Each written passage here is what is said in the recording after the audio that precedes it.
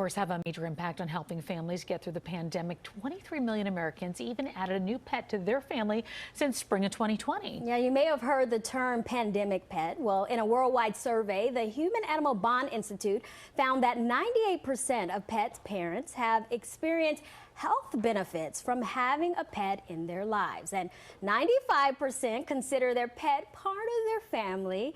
And it's all because of that human-animal bond. Yeah, Carrie Nydick Finch is the Deputy Director of Programs and Strategy for PAWS New York. And she joins us to talk a little bit more about this health impact that pets really do have on the family. Thanks for being with us tonight, Carrie.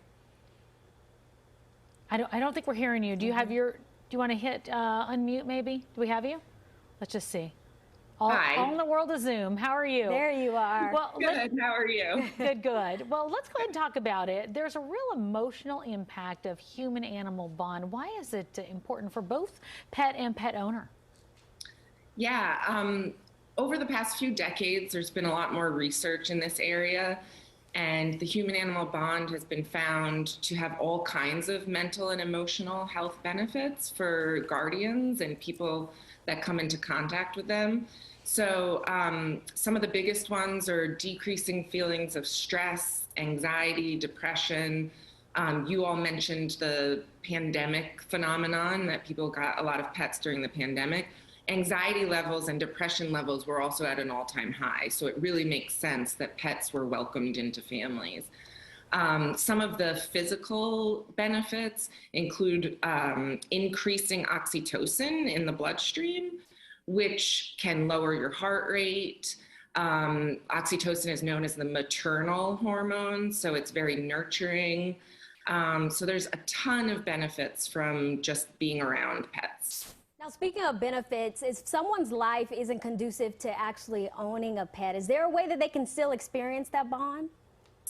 Yeah, I get that question a lot, and I have two recommendations. One would be to volunteer with animals. There's tons of nonprofits, particularly in New York City, that you can volunteer with.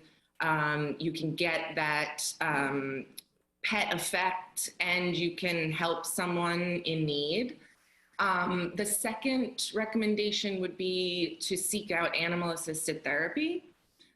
People with mental illness, people who are living with mental illness, benefit even more greatly from the human-animal bond.